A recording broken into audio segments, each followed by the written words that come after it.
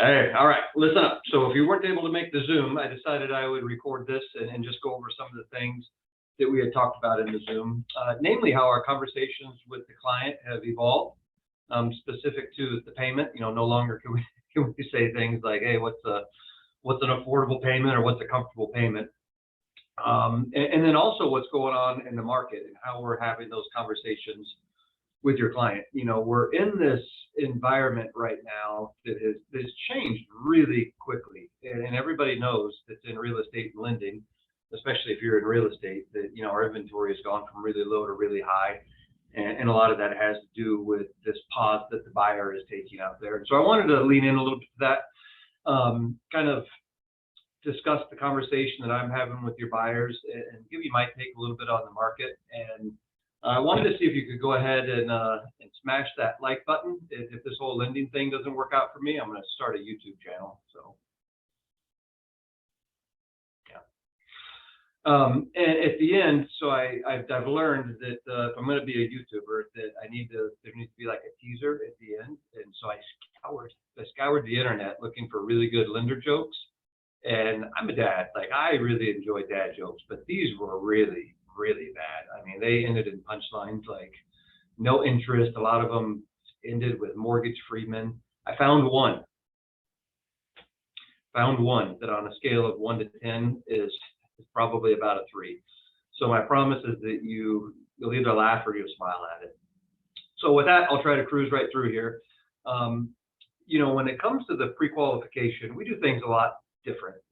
Rather than take a mechanical approach and just dive right into credit, debt, income ratio, and assets, that's certainly a part of it. But another part of it is really giving the buyer an understanding of, or reinforcing what price range they're looking in, how that translates to a payment, what the different down payment options are.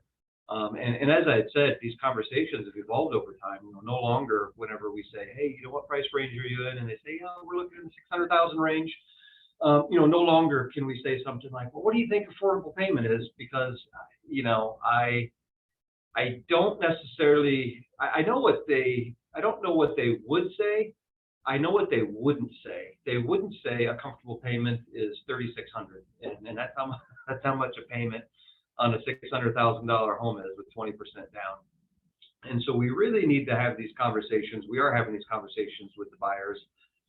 They give a little bit of context to things that we already know, and then that is that we all have varied incomes, but really at the end of the day, we all spend our money on the same things: consumable goods, depreciating assets, and appreciating assets. And we always want to be very careful, just arbitrarily spending an extra $1,500 on consumable goods because, right, we use the gas, we eat food, we wear the clothes, it's never coming back. Depreciating assets, just as bad. We make the payments, and as we're making the payment, the value goes down. And it's tough. We live in a society that says, you need to do all these things to make you happy. But really, if we're ever going to stretch ourselves, and what we're talking about in this market with any payment is it's going to feel like a little bit of a stretch. It needs to be with something that provides financial return, and then certainly with a house, if it can provide some emotional return, that's good too. And so that does lead us into, talking about the financial return part of it. And there's a lot of different directions we'll go with it. Sometimes we'll talk supply, demand, inflation, 3 things that really have a lot to do with increasing prices. Sometimes we'll talk a little bit about varying reports that come out. Case-Shiller and CoreLogic are these institutions that, they don't work for any particular industry. They just gather data, they give the data, and then they forecast. So sometimes we'll talk about, what the forecast is for rent. In this environment of inflation, certain things are very inflationary, rent being one of them. So we know we're going to see rents go up at a pace of 15% a year for the next 2 years, and over the course of 3 years, an average of 10% per year. Sometimes we'll talk a little bit about statistics and studies. So, for instance, there was a really interesting one, a really big one that I give some credibility to, that had come out yesterday. There were 110 of what they call the top economists that were polled, and they asked them all a series of different questions having to do with the market, mostly having to do with real estate. And one big takeaway for me was that the average appreciation that these economists came up with over the next 5 years was 4.73% a year, which ended up being whatever that was, 27, 28% over the course of 5 years. And so that was pretty exciting in that, we always want to be careful saying, hey, it's a good market, it's a hot market, being able to discuss and educate based on the information that is out there is really important. So, creating this space for the buyer to one, give them a place where they can start to understand the payment. And, as human beings, whenever we look at the tag on, a pair of jeans, or we're driving by a gas station and we glance up at the gas prices, or we're getting something at a grocery store, or, we're getting the check at the restaurant, there is an idea, consciously or subconsciously, of what we think we're going to pay. And when we see the number, we either say, hey, this was less expensive than I thought, more expensive, or it's right in there. And buying a house right now, that payment, 100% of the time, whatever they had in their mind, the payment is going to be higher. So creating this space where they can start to process that payment and not only understand certainly that it's an appreciating asset, but also understand that, while it's a 30-year fixed mortgage, it is not the 30-year fixed payment. We are very strategically seeing interest rates go up. And this is another thing we talk about. Interest rates are always trending up, trending down, or at a level. We are still trending up, and we are doing this because we know we're going into a financial recession. And, the Fed uses all sorts of tools, one of which is the purchasing or not purchasing of bonds. The reason we saw interest rates get so low is they were buying so many bonds. When they stopped doing that, they started selling those off, plus they're raising the Fed funds rate. And they're doing this because when we go into a financial recession, not a housing recession, but a financial one, the best way to get out of it is to lower mortgage rates. Well, the only way to lower mortgage rates is to have them high going in. So as we go into a financial recession, first quarter of this year was negative GDP. Most are anticipating this next quarter to be negative GDP. If that's the case, then that's the definition of a recession. At which point, the Feds are going to start lowering interest rates and buying mortgage-backed securities. Until then, they're going to probably let rates go a little bit higher to really find what that ceiling is, so that before the wheels come off, they can get rates as high as possible.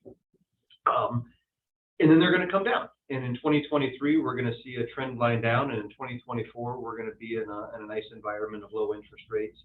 So it's important that we discuss a short-term and a long-term strategy. Hey, in the short term, buy, and in the long term, be able to refinance, give them an idea of what that payment looks like.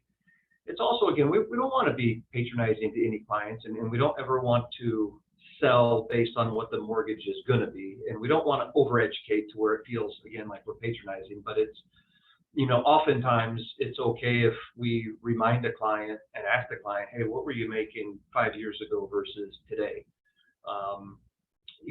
Along with inflation, we are seeing wage-based inflation. So whereas a mortgage payment or any of the numbers that we see, whether on our dinner bill or wherever else, the numbers seem high, we're going to continue to see higher wages.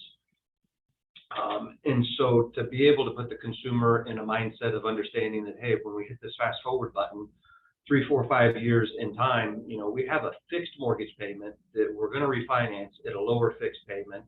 And then a variable is that the income is going to continue to go up over time. So again, our job isn't to talk somebody into or out of buying a house.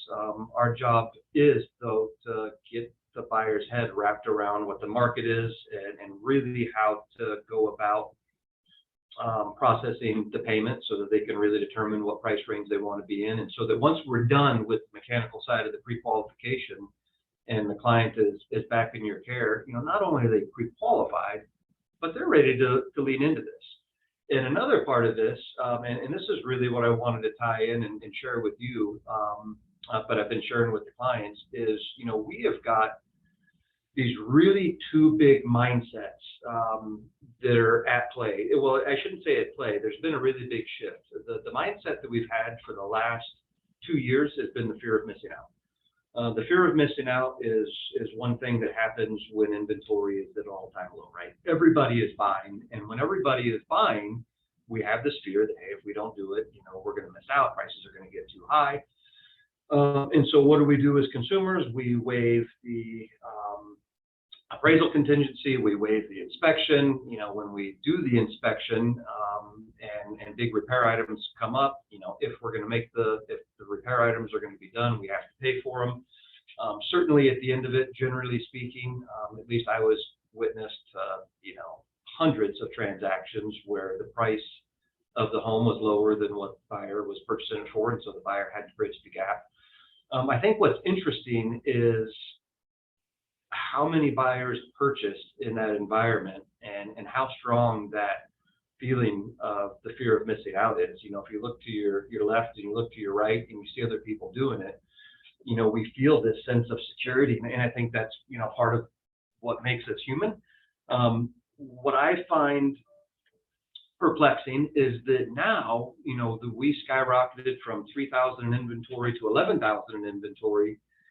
No longer is there a fear of missing out. The fear is making a mistake. And what I think is so crazy about that is, we are no longer seeing, at least in big numbers, we're no longer seeing the buyer waive the appraisal. We're no longer seeing the buyer waive the inspection.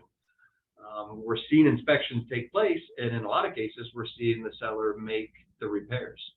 And so what's so funny about this is, with the fear of missing out, there was actually no layer of security when it came to protecting, the value and the inspection. And here we are now where we're protecting the value, right? If the value comes in low, then we're not waiving the appraisal contingency, and of course, same thing with the inspection. So much more risky, but our fear is actually that we're making a mistake. And why? It's because when we look to the left and the right, we're not seeing all the people buying homes. And so this is a really tough one to get over because there is so much uncertainty in the market. And so taking time to really explain the dynamics of what makes a real estate market, and the different fundamentals at play. And certainly you can go really deep into this. We don't. I mean, there are four major fundamentals. There is supply, there is demand, there is inflation, and there are interest rates. Supply is low, demand is high. Even though we're seeing inventory build up, it's pent up demand, right? There are plenty of people that want to buy. They're just sort of like, hey, should I be buying right now? I mean, they're right there on the sidelines. And as soon as interest rates start to taper down, like that inventory is going to get soaked up like a sponge. We still have 9,000 people moving here a month, with a really large internal population. We underbuilt for 10 years. We don't have the ability to keep up. And the last thing, or not the last thing, but the third thing is inflation. So even in markets, around the U.S. that are really even with supply and demand, they're still contending with inflation. So the cost of materials, the cost of labor, all of these things are making buying a house more expensive. And that is essentially why Arizona has seen the highest appreciation amongst any other state. Is we had the same issues with inflation. Our supply and demand was just a little bit more fierce. Well, the last fundamental is interest rates. And, interest rates are a big one, and we never really know where that rub is going to happen. They keep going up, they keep going up, they keep going up. And they've gotten to a point now where people are like, holy cow, interest rates are really high, and, it's gotten enough people off the fence to where not everybody is buying, and it's created this pause. So reminding the buyer that inflation is not going away. Rents are going to continue to go up at the pace of 10 to 15% a year. Income is going to continue to go up. In fact, privatized income went up 10% the last year. That's going to continue. Your mortgage payment is fixed. The other thing, talking about supply and demand, giving some statistics on how many people are moving here, how many people already live here. And then lastly, interest rates, just the truth of why interest rates are where they're at, and that fundamentally they kind of need to be. I was really happy with that forecast of 4.27%. That was nationwide. Phoenix and the surrounding cities will probably see closer to 7%, but it's just a healthier number. We don't want to see 20, 30% appreciation. And so I think that's about it, you guys. I wanted to really give you insight as to how we're going about part of this pre-qualification. Again, it's super easy to do the technical end of it and pre-qualify and get them back to you. But in this particular market, wrapping the client's head around the truth of where we're at, where we're going, why things are what they are, giving them space to be able to process a payment. Talking through all of these things is really allowing the buyer to continue to lean in, or sometimes not. We've had some buyers say, hey, we're gonna wait, and that's okay, as long as they get to a place where they're making a decision. So that's it. I don't want to make it any longer than I have to. And yeah, regrettably, I have to tell you this joke, and it's not good. So, all right. So here it is. So a patient goes to his physician and he's not feeling all that great, and the physician says, hey, I've got really good news and I've got really bad news. And the patient says, oh my God, give me the good news. I really need good news. And the doctor goes, well, you don't have to make your mortgage payment anymore. That's it.